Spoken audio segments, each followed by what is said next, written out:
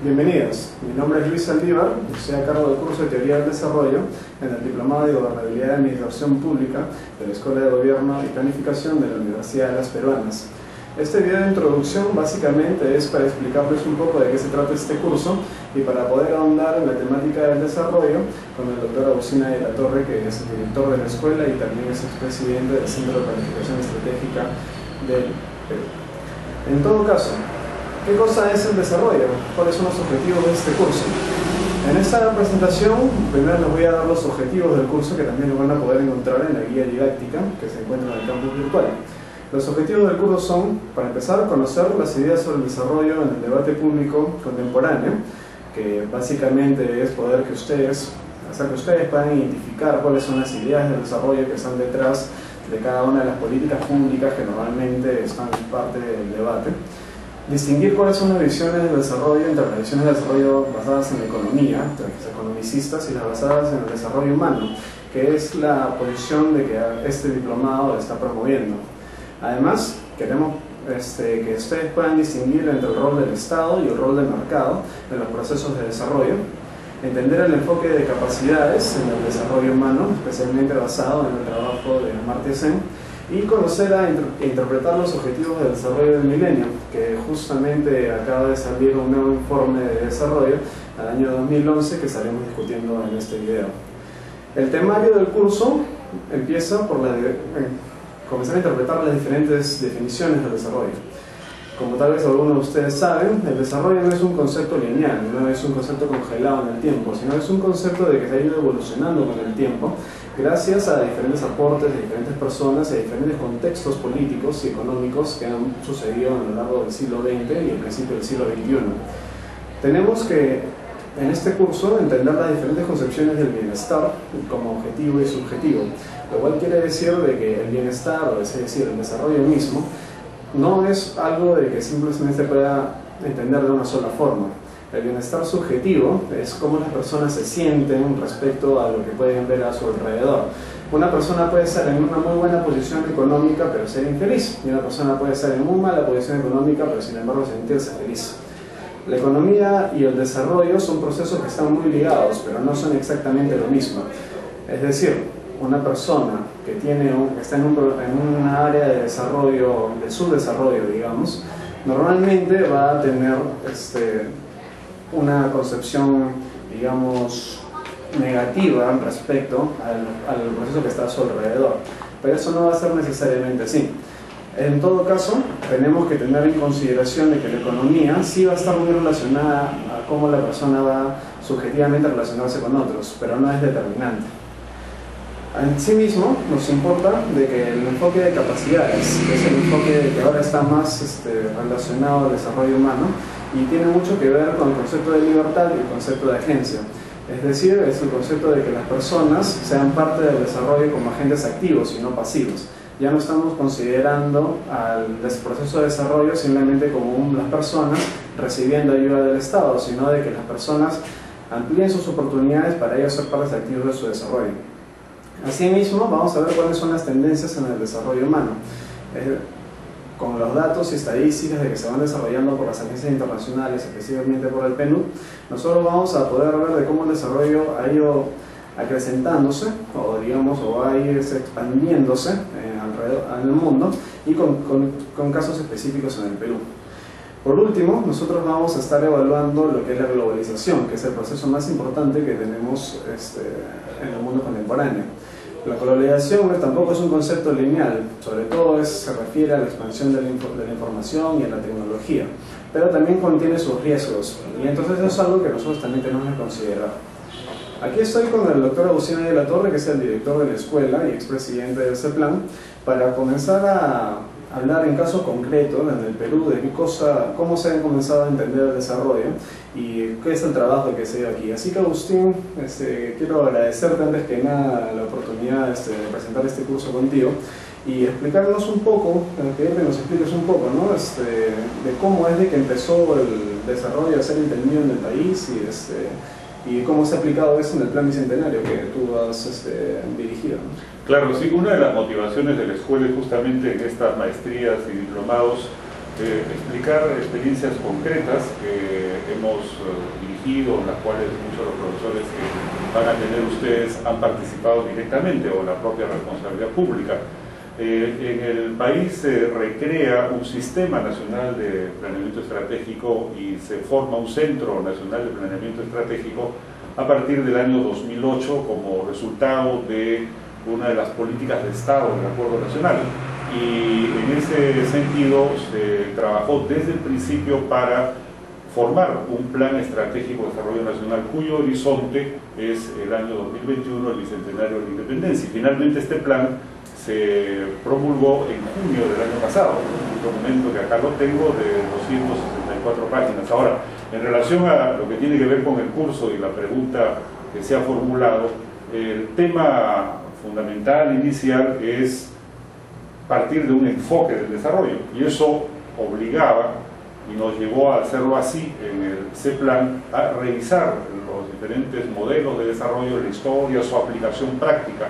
El propio concepto de desarrollo, por cierto, tiene un origen que lo podemos ubicar luego de la crisis del año 29, la famosa crisis de 1929, que generó un impacto negativo en el mundo de una recesión muy profunda en los Estados Unidos, que ya había pasado a ser en ese momento la potencia dominante, superando a Gran Bretaña.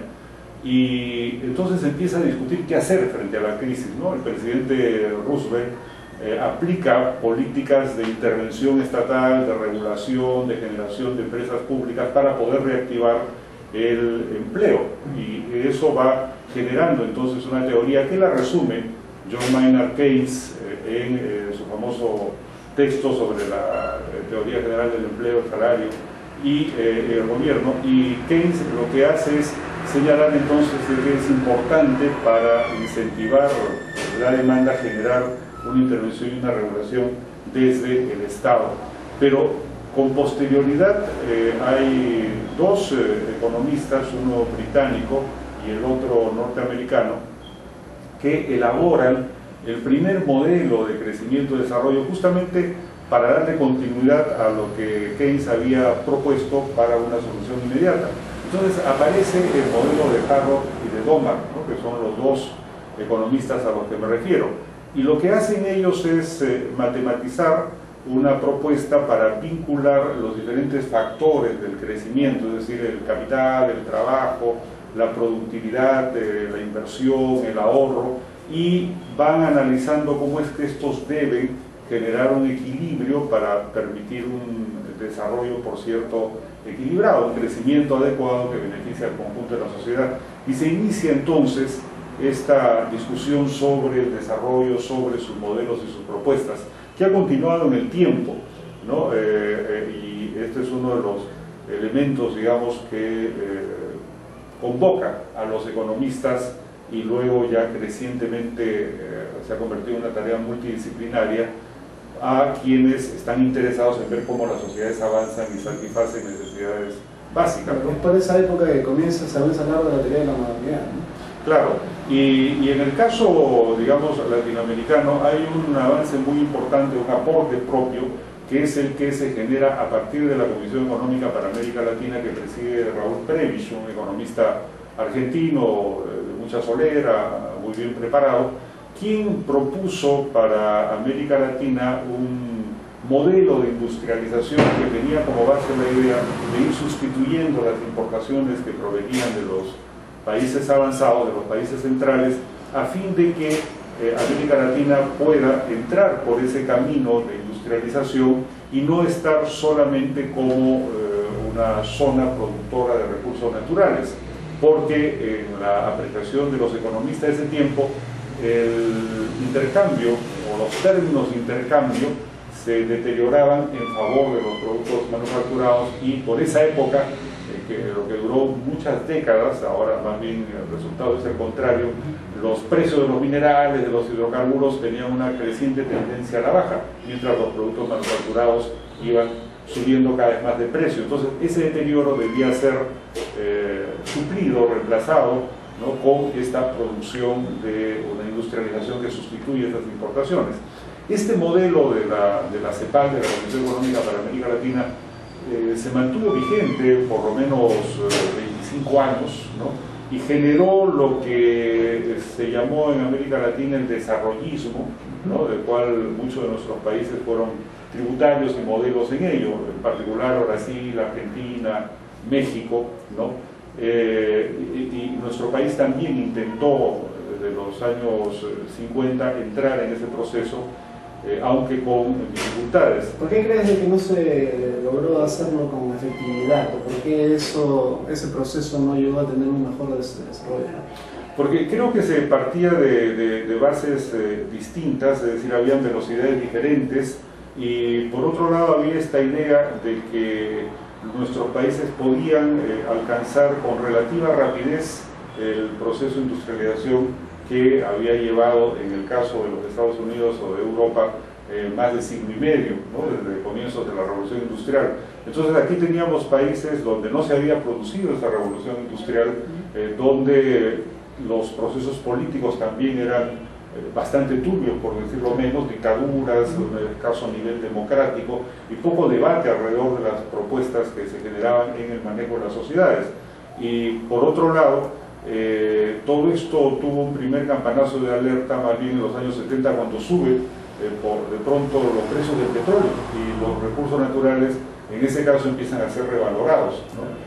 Y luego sucede que esto tiene una variante, la llamada teoría de la dependencia, que sobre todo la fórmula le dan una manera sistemática de expresarla varios economistas y también se da en la CEPAL también, ¿no? Claro, se da en la CEPAL, pero digamos hay, y son funcionarios de CEPAL muchos de ellos, pero tienen la característica de que la mayoría son brasileños. Entonces personajes como Jaguaribe, Fernando Enrique Cardoso, que luego va a ser presidente de Brasil, Teodoro dos Santos, en fin, son una playa de analistas que sistematizan una propuesta que era algo así como una versión que señalaba que debía limitarse la presencia del capital extranjero, ¿no? Para no ser tan dependientes y buscar rangos de autonomía, ¿no? Ahora, ¿eso por qué no funcionó? Porque tenía cierto sentido en el mundo de la Guerra Fría, ¿no? Pero luego, ya en los años 80, empieza una fase intensa de proceso de globalización, de una interdependencia creciente que ya no permite esos ciertos rangos autonómicos que pensaban estos ideólogos, ¿no? Ahora, por otro lado, los norteamericanos impulsan también una idea de desarrollo mediante la Alianza para el Progreso y la fórmula que había sistematizado un economista de los Estados Unidos, Walt Whitman Rostow, ¿no? Que señalaba la necesidad de que las sociedades sigan un proceso que era lineal, que partía de la sociedad tradicional y a través de diferentes fases, pasando por una muy importante que era la del despegue, se iba a llegar a un pleno desarrollo. Ahora, lo que a mí me da la impresión es de que tanto la teoría de la modernización como la teoría de la dependencia asume una serie de factores de homogeneidad, ¿no? Como que se vuelve un toque ideológico, ¿no? Por ejemplo, en los 50 y 60 hay un énfasis muy fuerte en el énfasis que da de Estados Unidos, ¿no? Y la teoría de la dependencia es una cosa muy de los países subdesarrollados, ¿no? Tratando de hacerle frente. En cambio, al parecer en los últimos 30 años ya se le ha ido quitando ese matiz, ¿no? Ya se ha ido comenzando a buscar soluciones más integrales, menos ideologizadas. Y en ese sentido, la teoría de la dependencia aquí fue aplicada también con bastante fuerza, ¿no? En los 80s y no funcionó. Entonces, lo que llevó a que luego haya digamos, un retroceso, ¿no? En esas teorías a regresar a lo de la modernización. ¿Y qué pasó después? Bueno, claro, pero habría que añadir otro factor que es importante, que existía la competencia entre los dos campos en los cuales se había dividido el mundo después de la Segunda Guerra Mundial. Es decir, existía un campo de influencia soviética con una muy fuerte y absoluta, en la mayoría de los casos, presencia del Estado, dominando la economía y subordinando el mercado a la planificación centralizada. Y existía las diferentes variantes de lo que podríamos llamar un capitalismo democrático. Entonces, también esto era parte de las definiciones y de las discusiones para optar sobre determinados modelos de desarrollo. Entonces, esta discusión sobre la relación entre Estado, mercado, economía, por cierto, era muy fuerte en la época, ¿no?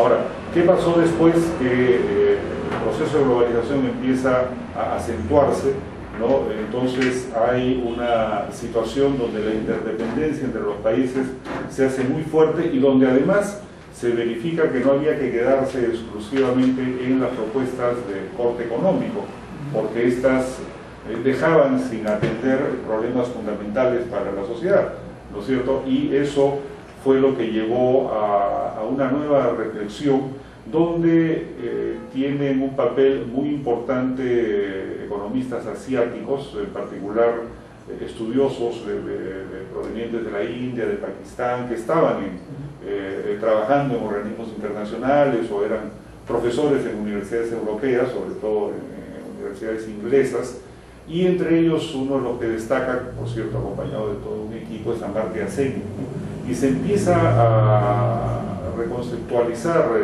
la idea del desarrollo y vincularla al criterio de lo humano, es decir, que había que incluir todos los aspectos de una dimensión que había sido vista más bien como de carácter instrumental, ¿no? Y no había sido establecida como un concepto básico. Y por eso es que se acuña a principios de los 90 este criterio del desarrollo humano.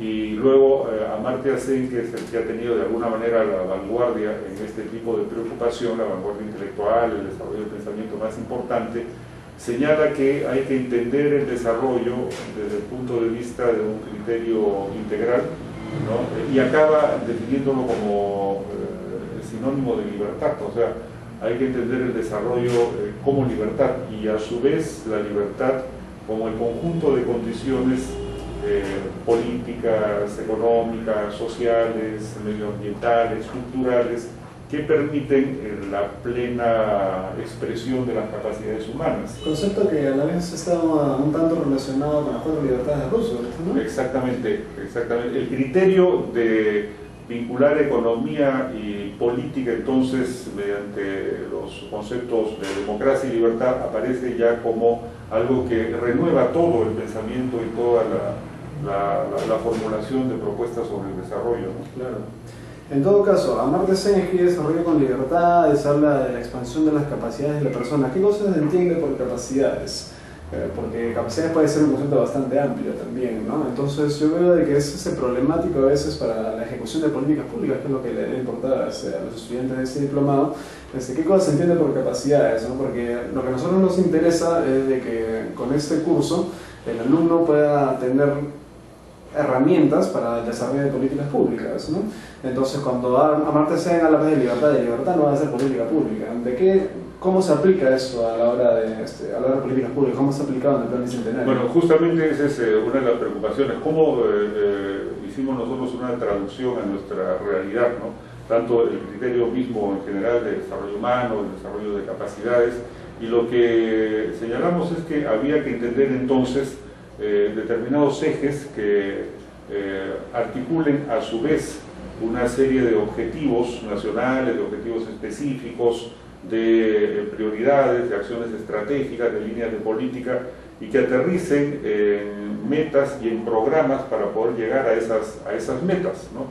De manera tal que a esta idea del desarrollo en libertad y en democracia se agrega otra fundamental, que es la igualdad de oportunidades. Y por lo tanto la comprensión de que para que los seres humanos, las personas en una sociedad, puedan desarrollar sus potencialidades, sus capacidades, sus habilidades, tienen que partir de un piso semejante y suficiente para que sus necesidades básicas estén satisfechas y para que además tengan la capacitación para poder desarrollar todas sus posibilidades. Entonces temas como educación, salud, nutrición, se convierten en fundamentales, igual que infraestructura, ¿no? De forma tal que acabar con la pobreza es un objetivo básico para poder hablar de una sociedad cohesionada, porque no se le puede pedir a quien no puede alimentarse bien, a quien no tiene una salud suficientemente atendida, a quien está desnutrido, a quien sufre además un proceso de lesiones neuronales por estar mal alimentado desde su infancia, que desarrolle capacidades suficientes. Estaríamos generando una sociedad de desiguales, ¿no? Entonces, en ese sentido, este concepto de la igualdad se vincula como un elemento básico del ejercicio de la libertad y la aplicación de la democracia. Lo cual también difiere bastante de la posición de que simplemente el crecimiento del PBI es el que va a desarrollar las capacidades de las personas, ¿no? Entonces, ahora vemos de que con el desarrollo de capacidades uno puede tener de que el Estado y el mercado pueden estar dentro de un sistema democrático en el cual se desarrollan las capacidades. Y entonces esto, al mismo tiempo, se ha visto en los objetivos del milenio. Este nuevo enfoque de capacidades ya se ha sido llevado a nivel internacional en 8 objetivos principales de que la ONU ha dispuesto y que nosotros lo estamos cumpliendo en buena parte, ¿no? El primero es erradicar la pobreza. El segundo, lograr la enseñanza primaria universal, cosa básica, sabemos de que sin información, sin educación hoy en día no hay desarrollo.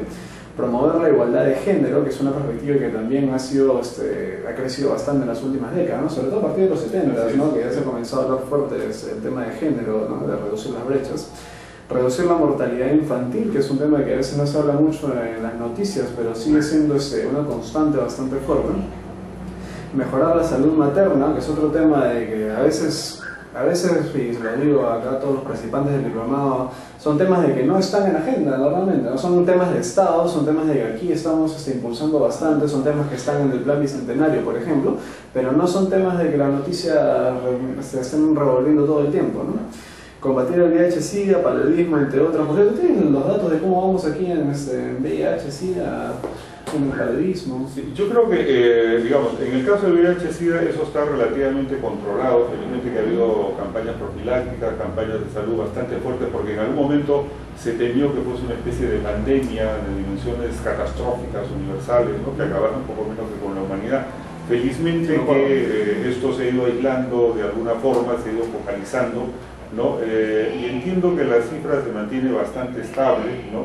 Y en el caso del paludismo, de la malaria, ahí sí tenemos problemas porque son enfermedades que ya habíamos erradicado y que reaparecen porque el crecimiento de la población no está lo suficientemente atendido en zonas marginales de nuestro país. Entonces esto ha hecho que vuelvan a aparecer enfermedades que ya habían sido superadas. Pero quería referirme al tema de que en el plan bicentenario nosotros establecemos, ¿no?